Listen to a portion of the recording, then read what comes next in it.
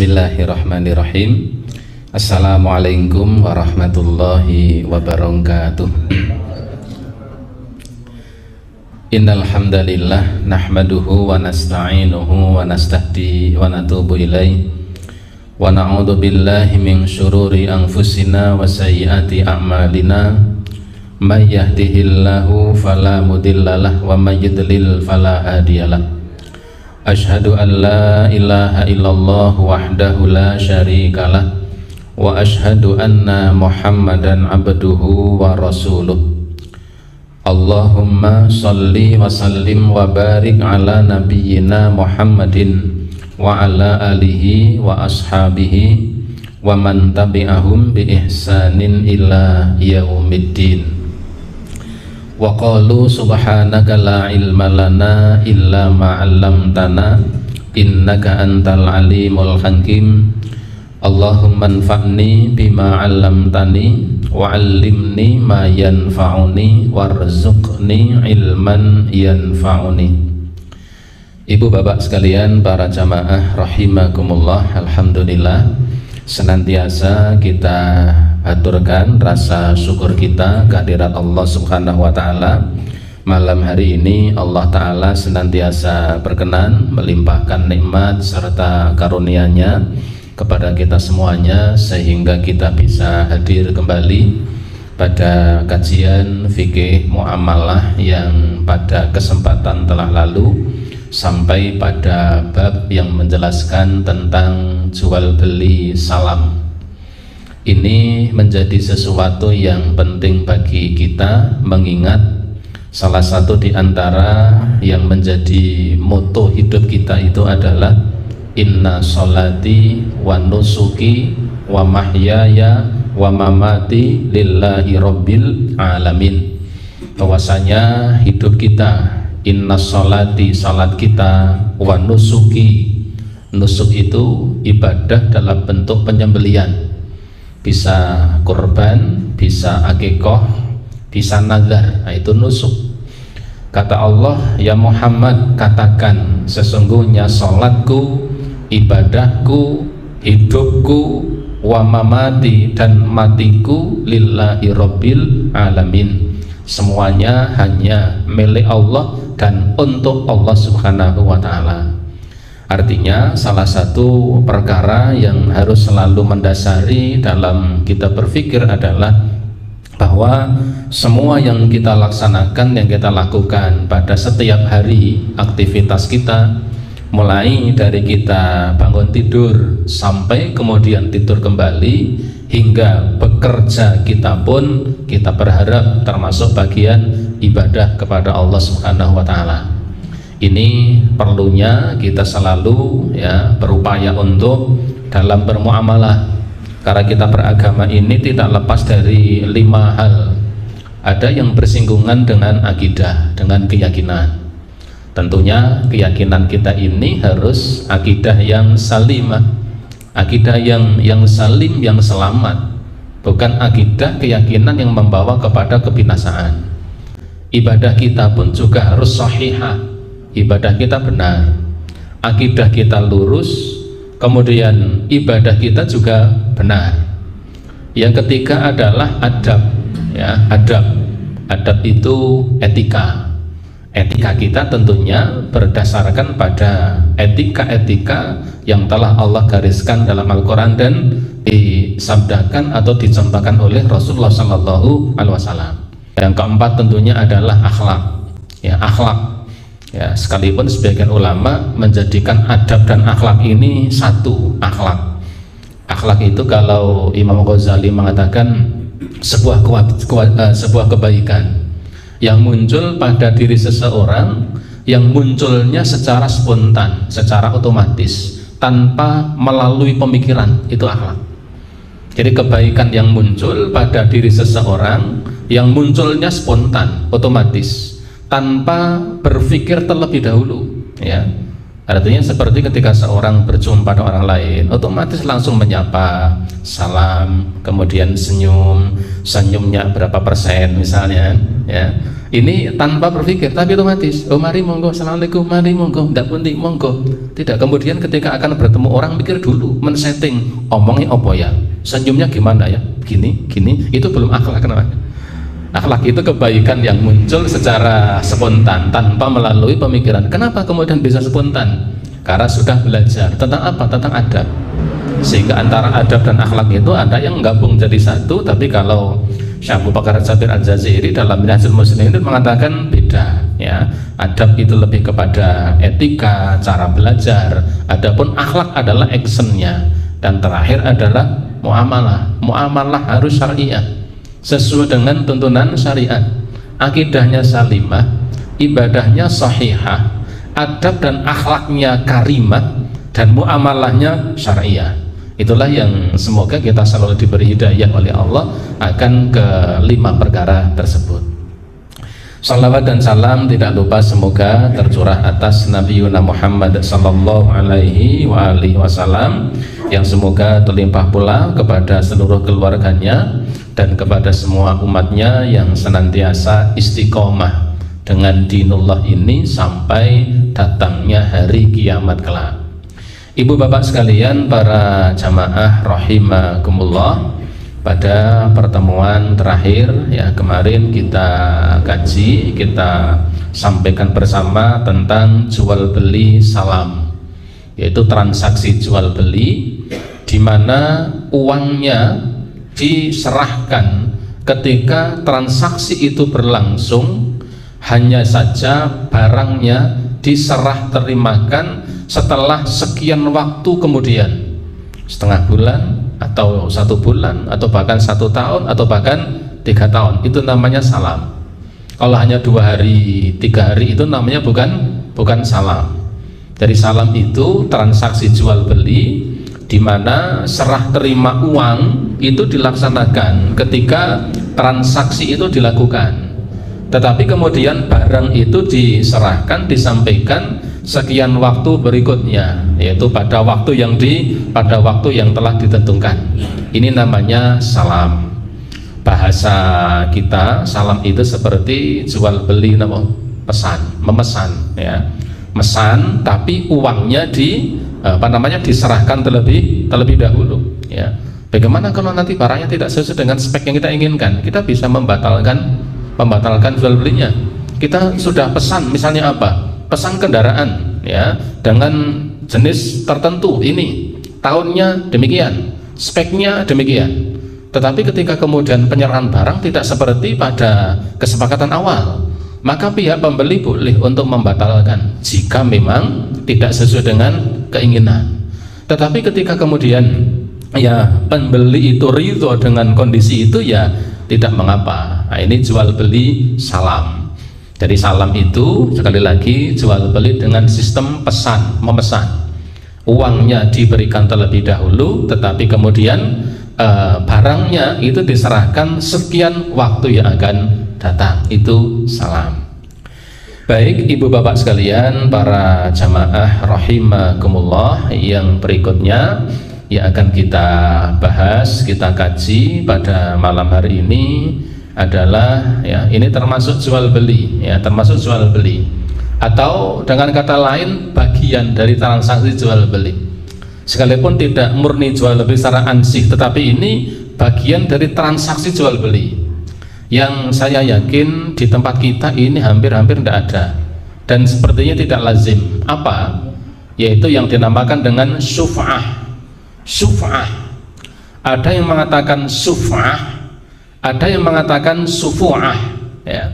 Ini ada beberapa penyebutan. Jadi ada yang menyebut dengan istilah syuf'ah, ada yang menyebut dengan istilah sufa'ah pakai ain di tasjid ya. Ibu bapak para jamaah rahimakumullah, apa syuf'ah itu?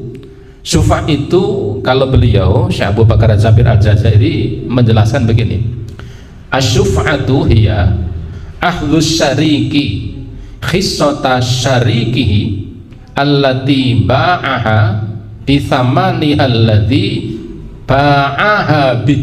Nah ini agak sulit, pendefinisian ini agak sulit. Syuf'ah itu adalah akhdhu, pengambilan pengambilan syariki yang dilakukan oleh salah seorang di antara dua orang yang bersekutu, berkongsi, ya.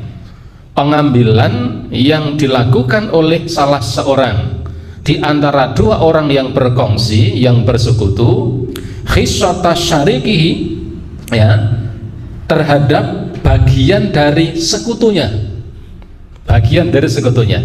Saya ulangi, syufah itu adalah pengambilan dari salah satu di antara dua orang yang bersekutu terhadap bagian dari sekutunya, bagian sekutunya, allati ba'aha, terhadap apa yang dijual oleh sekutunya.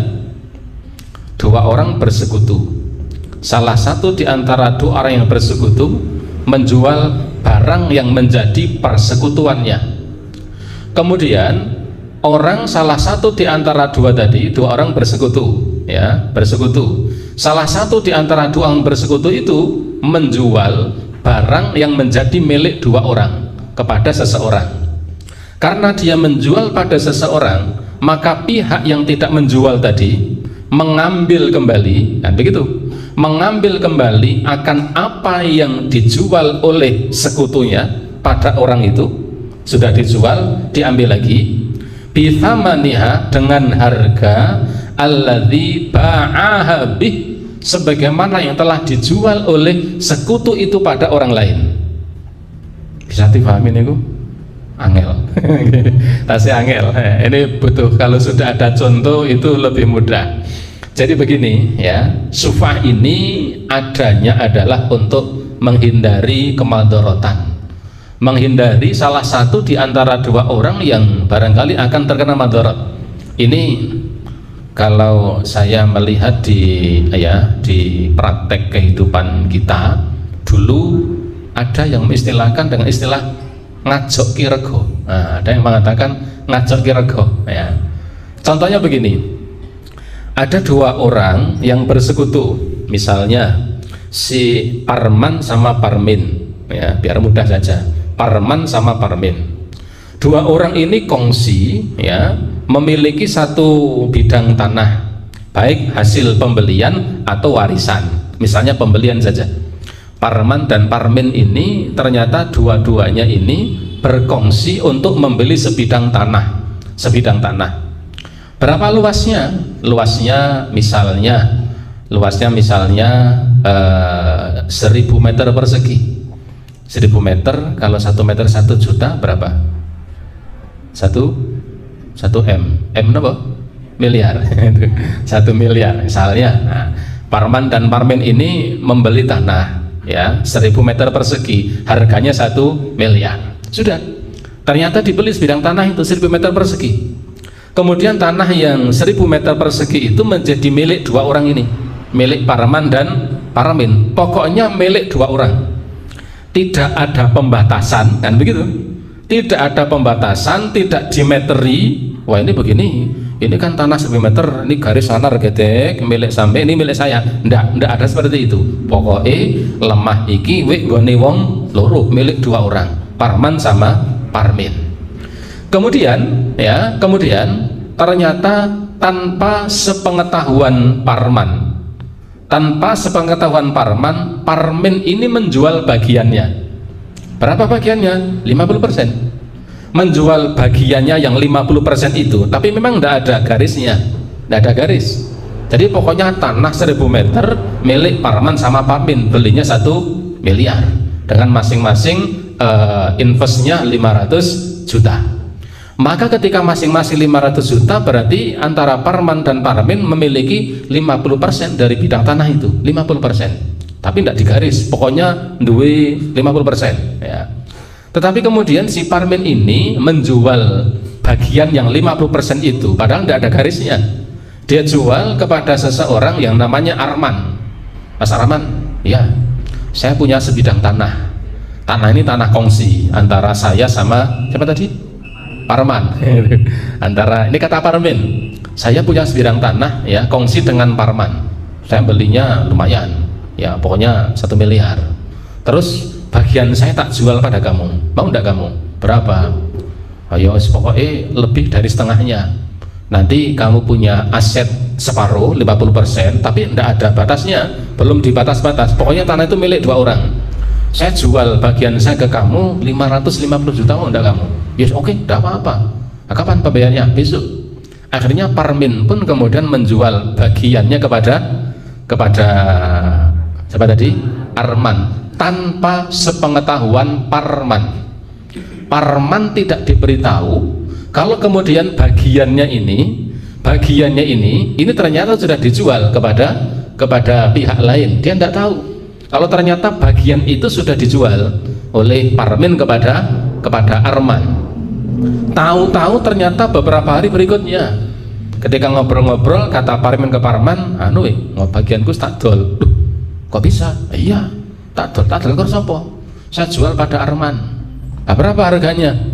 Hari tak jual 550 juta. Wah, nek ngono carane kowe layak ndah kuwi, kowe orang genah nek ngono kuwi. Nah, terus gimana? Dijual siapa? Arman, Arman yang mana? Arman yang itu atau yang itu? Arman yang itu. Oke, baik. Parman pun kemudian mendatangi Arman. Ya Arman, tanah itu kongsi antara saya sama Parmin. Karena Parmin menjual pada kamu tanpa sepengetahuanku, maka aku akan mengambil haknya Parmin yang sudah dijual kepada kamu, dan aku akan membelinya seharga 550 juta sebagaimana kamu telah memberikan kepada Parmin.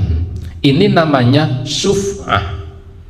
Dalam kondisi seperti ini, Arman tidak boleh, tidak kecuali harus menyerahkannya.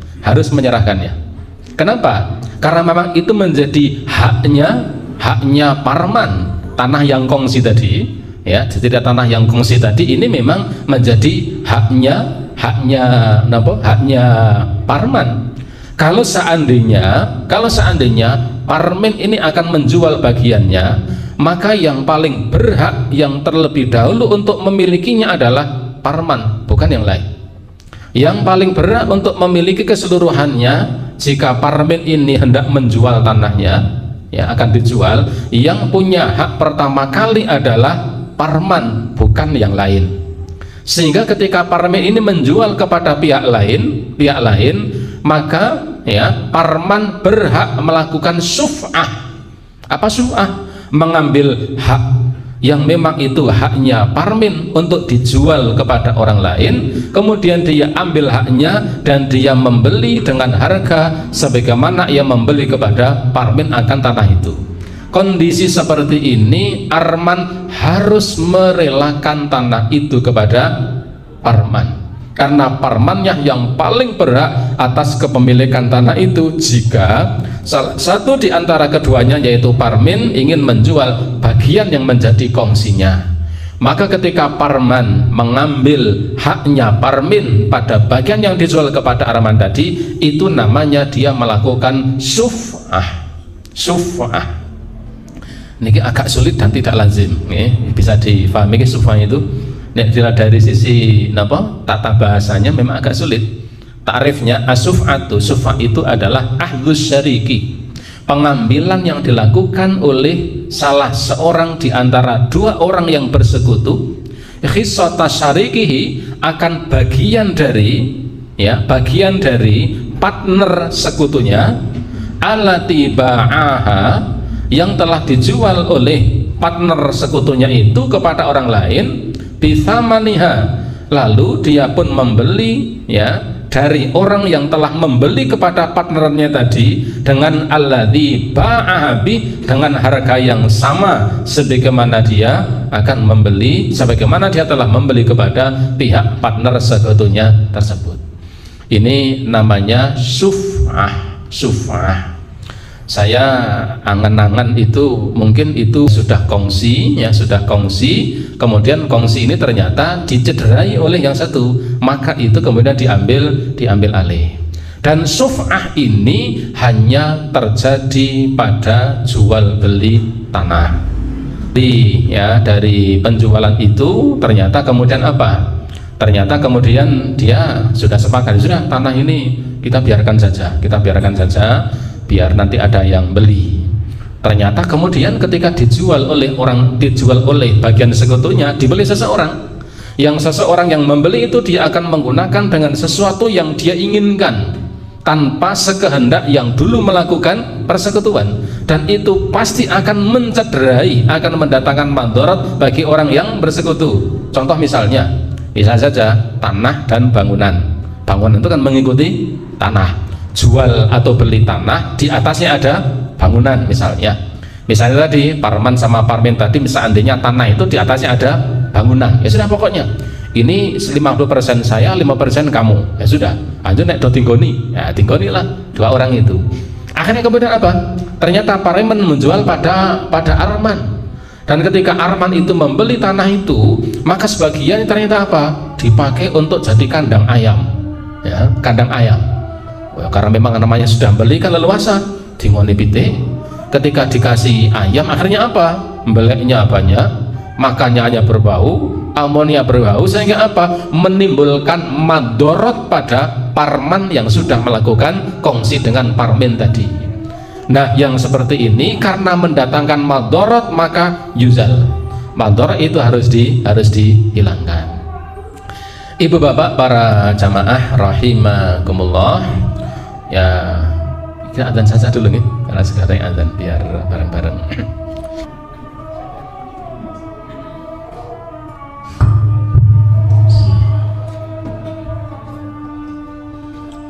Allahu Akbar,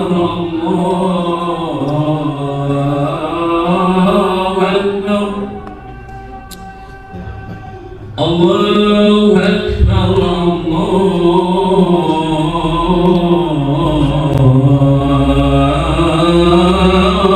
Akbar. Asyhadu an la ilaha illallah.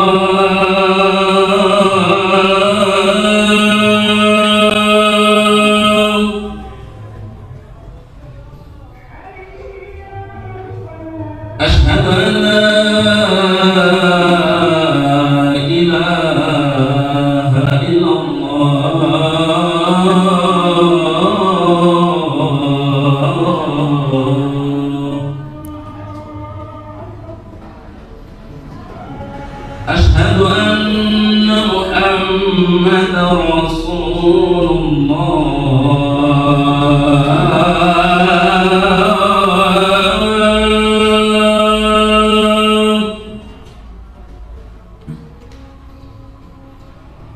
Asyhadu anna Muhammadar Rasulullah.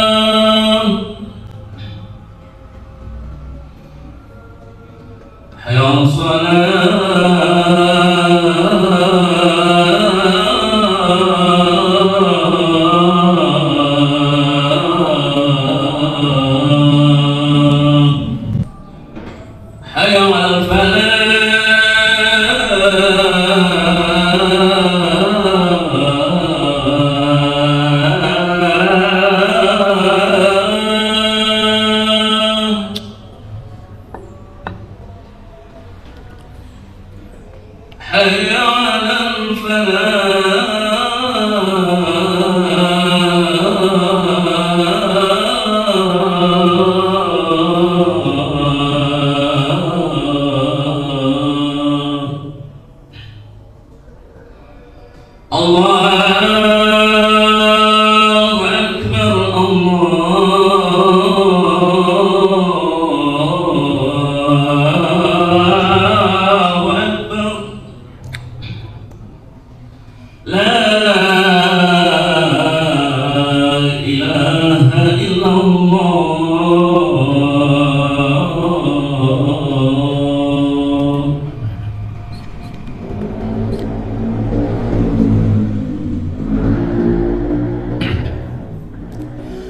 Baik ibu bapak sekalian, kita lanjutkan.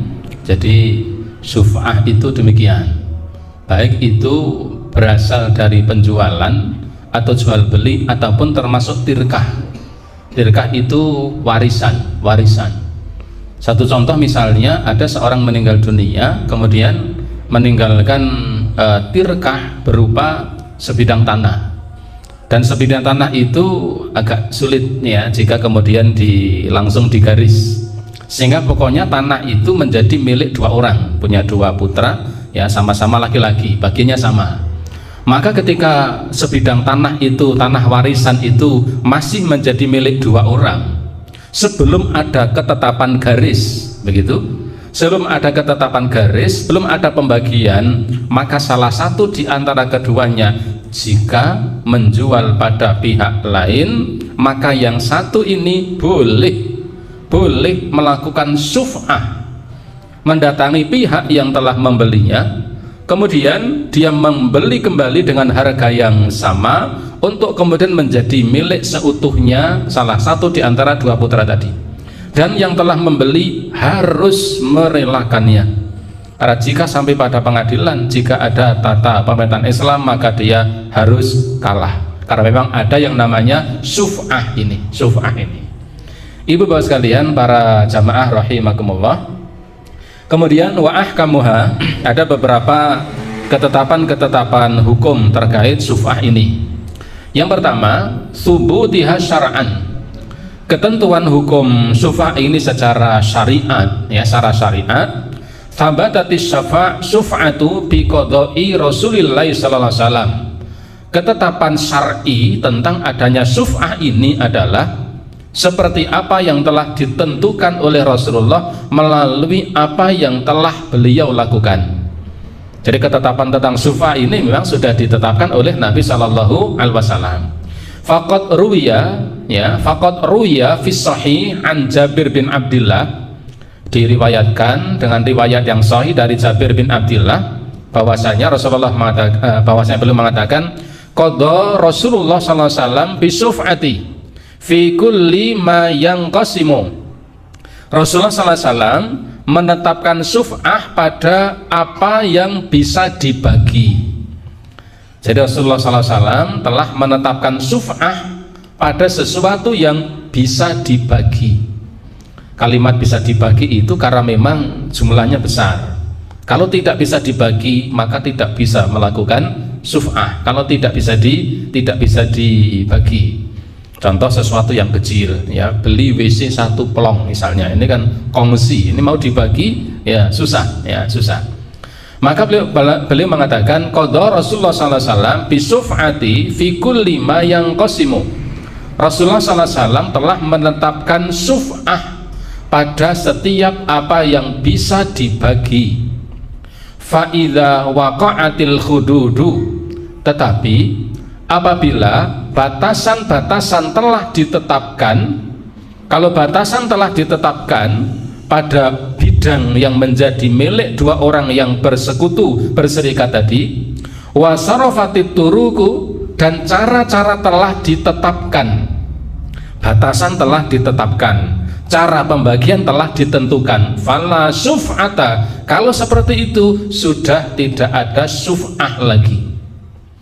Kalau sudah ada batasan-batasan yang ditetapkan, ada cara pembagian yang ditentukan, maka pihak salah satu, jika yang satunya sudah menjual bagiannya, dia sudah tidak bisa mengsyuf'ah lagi. Contoh tadi Parman sama Parmin, dua-duanya kongsi, ini ada tanah bagus ini tapi mahal, berapa? 1 miliar, 1.000 meter persegi, dah kita beli berdua, sudah berapa? 500 juta, 500 juta.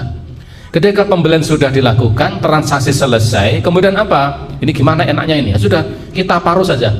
Paruh dari mana? Sini, ini ke sana, diukur. Yang ini 500 meter, ini 500 meter, sudah sama persis. Diukurnya sudah sama dan sudah ada ketetapan. Berarti mulai sekarang yang ini menjadi milik saya, yang ini menjadi milik kamu. Kalau ketetapan sudah ditentukan, pembagian sudah ditetapkan, lalu ternyata Parmin menjual bidang yang sudah dibagi dengan ketentuan jelas tadi, maka Parman tidak boleh mengsuf'ah. Karena ketika sudah dibagi, kedudukan Parmin ini bukan sekutunya tapi menjadi tetangganya. Ini kalau sudah dibagi. Kalau belum dibagi, masih pokoknya kamu punya kepemilikan 50%, saya 50%, kata Parman misalnya. Ketika belum ada pembagian, maka jika Parmin ini menjual haknya pada orang lain, maka Parman boleh melakukan syuf'ah. Tetapi ya dalam hadis ini fa'idha waqa'atil hudud, tetapi kalau batasan-batasan sudah ditetapkan, ini tanah dari sini sana garis tengah, sisi ini milik saya, kata Parman, ya ini milik kamu, sudah deal, mari kita urus sertifikatnya sendiri misalnya. Ketika sudah menjadi pembagian jelas seperti itu, maka berarti sudah bukan bersekutu, bukan kongsi namanya. Ketika sudah ada pembagian seperti itu, lalu kemudian Parmin menjual tanah itu pada orang lain, maka sebenarnya Parman tidak boleh melakukan syuf'ah dalam mazhab yang masyhur seperti mazhab Imam Syafi'i. Tapi kalau dalam pandangan Imam Abu Hanifah, tetangganya boleh mengsyuf'ah. Kalau dalam mazhab Imam Abu Hanifah. Jadi karena tetangga itu yang paling berat. Jadi kalau sebelahnya mau dijual, mestinya yang paling berat membeli adalah tetangganya, sampingnya. Itu kalau dalam mazhab Imam Abu Hanifah. Bagi pihak yang punya uang, paling seneng mazhab Imam Abu Hanifah. Soalnya orang ngedol gimana? Dia punya kewenangan, itu dalam mazhab Abu Hanifah.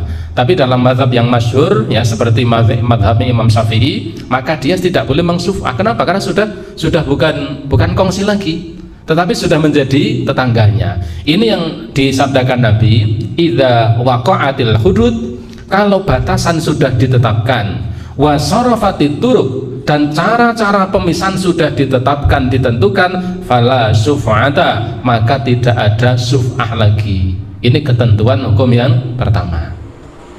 Yang kedua, la tathbutu syuf'atu, ya, tidak boleh menetapkan syuf'ah ini illa kecuali fima, pada apa-apa huwa qabilun lil qismati, pada sesuatu yang memang bisa dibagi. Jadi syuf'ah ini menjadi boleh dilakukan pada persekutuan dua orang, ya, persekutuan dua orang yang kongsi tadi memiliki satu barang, ya, tanah, sebidang tanah yang menjadi milik dua orang misalnya. Itu bisa disyuf'ah jika memang barang atau benda itu memungkinkan untuk bisa dibagi. Fa in kana ghairu qabilin lil qismati, tetapi jika barang itu tidak mungkin untuk bisa dibagi, maka tidak bisa dilakukan syuf'ah. Kal hammamati, seperti hammamat ini kamar mandi, dua orang beli satu kamar mandi. Nah, itu nak digorok yo gimana, tidak bisa dibagi. Yang satu dapat WC-nya, yang satu dapat kolamnya. Yang dapat kolam kalau buang air di mana, yang buang air kolamnya di mana misalnya. Kal hammamat, ya. Kemudian ya wal azghiyah, dan juga azghiyah. Asiyah itu WC, ya. Kalau hammamat kamar mandi, kalau azghiyah WC ya kecil, ngupli, ya, WC kecil, kongsi beli WC satu tok. Ya ini tidak bisa syuf'ah karena tidak memungkinkan bisa dibagi. Wadaurid doyikoti, dan rumah yang terlampau sangat sempit, yang tidak mungkin untuk dibagi, ya, S lagi,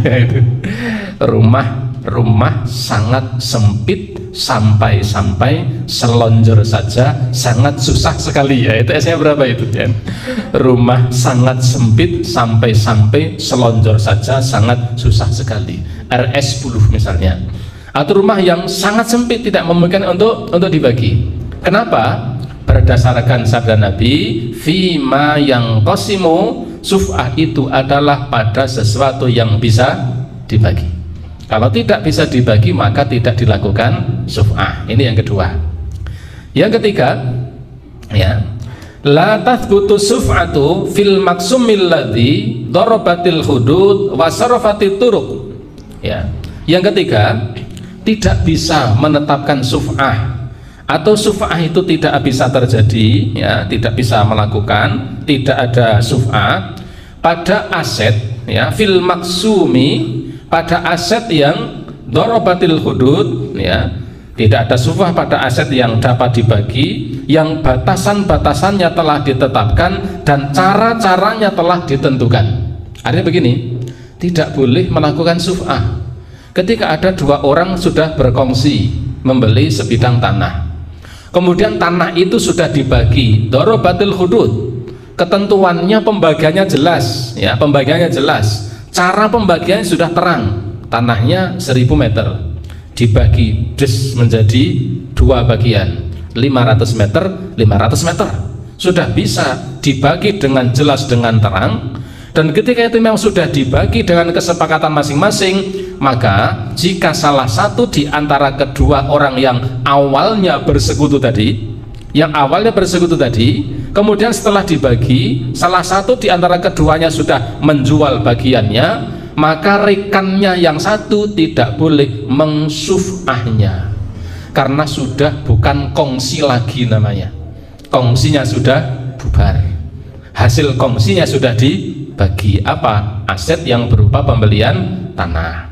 Liqauli, berdasarkan sabda Nabi sallallahu alaihi wasallam, fa idza waqa'atil hududu, jika ketetapan-ketetapan telah ditetapkan, ditentukan, wasarafati turuq, ya, jika batasan-batasan telah ditetapkan dan cara-cara telah ditentukan, fala syuf'ata, maka tidak lagi boleh melakukan syuf'ah.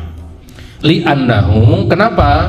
Disebabkan ba'dal qismati, setelah aset yang awalnya aset kongsi tadi, setelah aset kongsi tadi kemudian dibagi, setelah dibagi, yasbahu syariku jaron, pihak dua orang yang bersekutu tadi, yang kongsi tadi, sudah bukan kongsi lagi, karena sudah dibagi. Dia bukan sekutunya, tapi dia sudah menjadi apa tadi? Tetangganya, sudah jadi jarnya.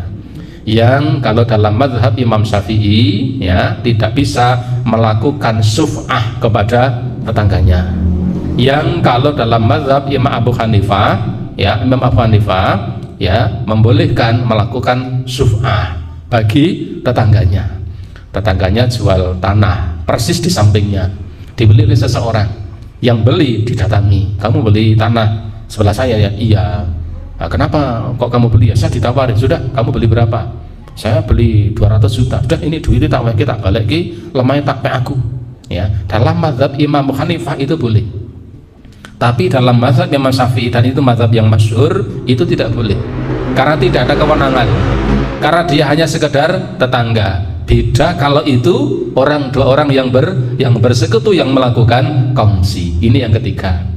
Yang keempat, la syuf'ata fil mangkuli, tidak ada syuf'ah pada aset mangkul, aset yang dipindahkan. Bahasa kita, pada aset berupa benda-benda yang bergerak. Tidak ada syuf'ah, ya, tidak ada syuf'ah pada benda-benda yang bergerak atau bisa dipindahkan, bergerak sendiri atau dipindahkan. Katsiyabi, seperti pakaian. Wal hayawani, atau binatang, ya, tunggangan, kendaraan, ya. Wa inna ma hiya fi masyari'im min ardhi, tetapi syuf'ah itu hanya terjadi pada aset yang berupa tanah, wa ma yattasilu biha, dan apa yang berkaitan dengan tanah itu. Apa yang berkaitan? Min binain, misalnya bangunan yang ada di atas tanah. Wa ghursin, atau tanaman yang ada di atas tanah. Ini yang bisa disufa, itu hanya tanah dan yang mengikuti. Kalau mobil tidak. Kenapa kok tidak? Karena kalau benda yang dipindahkan akan sangat mungkin untuk menghindarkan madorot. Beda dengan tadi, beda dengan membeli tanah di atasnya ada rumah, kemudian apa, ketika ada rumah ya dibeli 2 orang, kemudian ya sudah yuk toko do dinggu perasah didum sampeyan ngarep aku tak buri. Tetapi ternyata tanpa sepengetahuan yang menghuni belakang, yang menghuni depan ya, rekanan kongsinya ini jual pada orang lain. Ketika sudah dibeli ya, ternyata apa, buat memelihara entok basah misalnya ya, yang nanti ada banyak kotoran dan bau. Maka yang seperti ini tidak mungkin tidak, kecuali harus melakukan syuf'ah. Kenapa? Karena madorot itu dihilangkan hanya dengan syuf'ah. Selain syuf'ah maka tidak bisa dihilangkan. Bahkan kalau di kitabnya Abu Suja itu dikatakan orang yang melakukan syuf'ah itu dengan ada 3 cara. Pertama, dia beli cash, dia beli berapa dikembalikan uangnya. Maka orang yang dibeli tadi, yang awalnya membeli, dia harus menyerahkannya. Kalau memang dia tidak punya uang, dia boleh menghutang. Dan yang membeli tadi ya, yang disuf'ai tadi, dia harus merelakan sekalipun dihutang. Karena apa? Ini madorot, harus dihilangkan. Bahkan kalau dia tidak punya uang ya, hutang tidak mau, kalau dalam sistem pemerintahan Islam negara hadir untuk memberikan kepada pihak yang telah membeli tadi, sehingga apa? Orang yang menempati bagian dalam tadi tidak terkena madorot yang diakibatkan karena bagian depan yang memelihara entok basah. Itu kemadorotan hanya bisa dihindari dengan syuf'ah. Beda dengan mobil, beda dengan kongsi sepeda motor, beda dengan selain aset yang berupa tanah dan yang mengikutinya. Karena kemadorotan itu bisa dihilangkan barangkali dijauhkan dari rumahnya. Jadi ya dikatakan di sini tidak ada syuf'ah kecuali pada aset yang ya tidak bisa syuf'ah pada aset yang bisa dipindahkan. Idla dororon yatasawwaru ma'a ghairil ardi. Kenapa kemudian syuf'ah itu hanya pada benda yang tidak bisa dipindahkan seperti tanah? Karena pada benda-benda yang bisa dipindahkan maka kemadorotan yang akan menimpa salah satu di antara 2 orang yang bersekutu dapat dihindarkan dan bisa dicari jalan keluar selain dengan syuf'ah. Tetapi kalau tanah ya, ini tidak bisa kecuali dengan syuf'ah. Kemudian yang kelima, yaskutu haqqus syafi' bihudurihil aqdah. Syuf'ah itu bisa gugur. Karena apa? Karena hadirnya orang yang bersekutu itu ketika teman sekutunya menjual bagiannya kepada pihak lain. Parman sama Parmin tadi, Parmin menjual pada siapa tadi? Arman. Ketika Parmin menjual pada Arman, Parman ikut hadir, nakseni, oh didol toh, iya, oh. Karena dia ikut hadir dalam akad itu, maka ketika akad itu sudah terjadi, Parman tidak boleh melakukan syuf'ah. Karena dia melihatnya sendiri dan seakan itu menunjukkan apa? Kerelaannya. Au bi ilmihi bil bai'i walam yutallibu bi syuf'ati hatta madat maddatun. Atau dia tahu akan rekannya tadi. Parman tahu kalau Parmin ini sedang menjual kepada Arman, dia tahu. Tetapi dia membiarkan, tidak segera untuk nututi. Nah, nututi itu apa bahasanya? Ngejar ya. Jadi kalau di fikih yang lain itu disebutkan ya istilah faur. Faur itu segera, jadi nututi. Jadi ketika Parmin tadi menjual kepada Arman, sebenarnya Parman tahu kalau dia sedang menjual bagiannya kepada siapa? Arman. Tetapi dia membiarkannya dan tidak melakukan syuf'ah kecuali setelah dalam waktu yang lama. Mbok sawis 8 sasi dipikir-pikir, nek kong ini yang rugi, baru dia nututi untuk melakukan syuf'ah. Itu sudah tidak bisa. Karena dia mengetahui transaksi itu. Dia lihat transaksinya atau dia mengetahui tapi tidak nututi, ya, tidak nututi. Li haditsin ya, sebagaimana disebutkan dalam salah sebuah hadis yang sahih, Rasulullah SAW mengatakan asyuf'atu liman wathabaha, ya, asyuf'atu liman wathabaha, yang dinamakan syuf'ah itu bagi orang-orang yang wathabaha, yang segera menuntut haknya. Ya, syuf'ah itu diperuntukkan bagi orang-orang yang bersegera menuntut haknya. Contoh, Parman tidak tahu kalau Parmin menjual pada Arman. Ketika dia duduk-duduk, ada orang yang tahu, Mas Parman, apa? Jangan ngerti orang tuh. Ada apa? Tanah kongsi itu kan sama Parmin bagian kan dijual. Apa iya?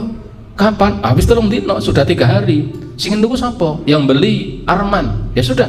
Begitu dia mendengar kaget, wah ini nih saya bisa, ini jadi masalah ini nanti. Ketika dia seperti itu, dia segera nututi, ya kan begitu?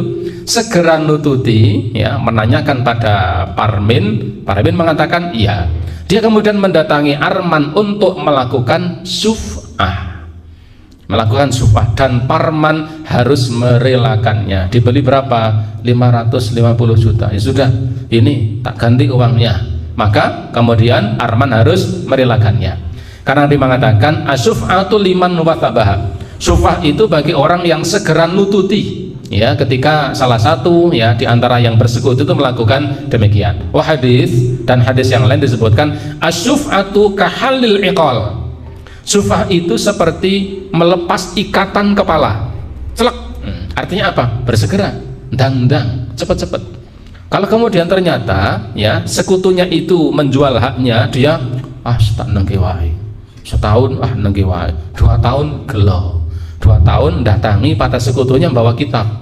Ada 4 kitab membahas tentang syuf'ah. Ini lo ono kitabe tak jaluk neh, tidak bisa. Karena sudah dalam waktu yang tidak faur, tidak bersegera untuk mengejar ya, mengejar transaksi yang dilakukan oleh rekannya tadi. Jadi syuf'ah itu menjadi gugur ketika pihak ya 2 orang yang bersekutu itu melihat transaksi hadir atau tahu tapi tidak segera mendatanginya. Illa ayyakuna ghaiban, kecuali kalau lawannya atau rekannya itu tidak tahu. Fa innalahu haqqun fil mutalibati, maka rekanan itu boleh untuk meminta kembali walau ba'da sinina tawilatin, sekalipun setelah waktu yang sangat lama. Punya kongsi tanah ya di Paraan. Setelah seperti itu ya Parmannya pindah kemana? Misalnya ke Sumatera. Setahun, 2 tahun, 3 tahun, tidak tahu. Ternyata sudah dijual oleh Parmin. Setelah 3 tahun, sekalipun 3 tahun, karena dia tidak tahu ketika pulang, piye lemai, ngono aku tak dol, didol piye? Adol karo Mas Arman. Apa piro semene? Sekalipun sudah 2 tahun, 3 tahun, tetapi karena dia tidak tahu, dia boleh melakukan syuf'ah. Syuf'ah ini. Yang keenam, tasqutu syuf'ah fima idza awqafal mustari mastarahu aw wahabahu aw tasaddaqa bih. Jadi syuf'ah itu bisa gugur kalau ya pihak yang bersekutu itu tahu akan transaksi itu, ya. Tahu atau bahkan ikut hadir menyaksikan transaksinya, syuf'ahnya menjadi gugur. Atau yang kedua, syuf'ah itu menjadi gugur jika rekan sekutunya itu telah mewakafkan haknya kepada yang berhak atau diwakafkan kepada lembaga tertentu. Begitu kemudian sudah dibeli, ternyata Mas Parmin kita bagiannya aku tak wakaf ke masjid, maka Parman tidak boleh melakukan syuf'ah kepada nadhir. Karena apa? Karena sudah diwakafkan. Untuk apa? Ibadah. Au wahabahu, atau ternyata tanah itu sudah dihibahkan. Ya, ini bagian saya tidak dihibahkan kemana? Saya hibahkan ke sebuah pesantren misalnya. Au tasaddaqa, atau disedekahkan, dikasihkan, ada punya tetangga, orangnya miskin, ya tidak punya, kemudian miskin lemah tak bagi sampai ngono. Sampai injir-injir ya bisa nggawe omah kae lemah tak bagi sampean, disedekahkan. Kalau sudah diwakafkan atau dihibahkan atau disedekahkan dalam arti sarana untuk beribadah kepada Allah, maka ya Parman tidak boleh melakukan syuf'ah. Kenapa? Itsubutu syuf'ati ma'nahu ibtalu hadil qarbi. Karena kalau kemudian dia melakukan syuf'ah, berarti dia membatalkan bentuk takarrub ibadah kepada Allah Subhanahu wa ta'ala. tidak boleh, karena itu sudah menjadi sarana ibadah. Wa tashihu ya qurbi aula min itsbati syuf'ah, karenanya membiarkan rekannya untuk melakukan amal ibadah lebih diutamakan dibanding sekedar melakukan syuf'ah. Memberi kesempatan kepada rekannya untuk beribadah dengan cara mewakafkan bidang tanah yang dibelinya dengan kongsi itu lebih diutamakan dibanding sekedar melakukan syuf'ah. Kemudian ya yang ketujuh, yang ketujuh al-lil mustaril khallatu wan nama, dan seterusnya. Ini ada hanya tambahan-tambahan saja. Ibu bapak para jamaah rahimakumullah, itulah yang dinamakan syuf'ah ya. Syuf'ah ini memang rasa-rasanya agak tidak lazim di tempat kita, tetapi jika memang itu terjadi maka boleh ya ketika melakukan seperti itu. Dan itu ada ketetapan dasar hukum syariat ditetapkan oleh Nabi sallallahu alaihi wasallam. Beliau ya mengatakan bahwa ya tidak boleh syuf'ah kalau pada benda yang sudah bisa dibagi, ketentuannya jelas, pembagiannya sudah ditetapkan. Berarti apa? Ketika itu belum ditetapkan, maka salah satu di antara dua orang yang bersekutu itu menjual haknya kepada pihak lain, maka salah satu di antara kedua orang itu bisa mengambil kembali haknya dengan melakukan syuf'ah. Dia membeli kembali seharga ketika dia membeli dari rekanan yang menjadi rekan kongsinya tersebut. Ibu bapak para jamaah rahimakumullah, barangkali ini yang bisa kita sampaikan pada malam hari ini, semoga bermanfaat. Sebelum saya akhiri ya, barangkali ada pertanyaan, kalau ada, oke.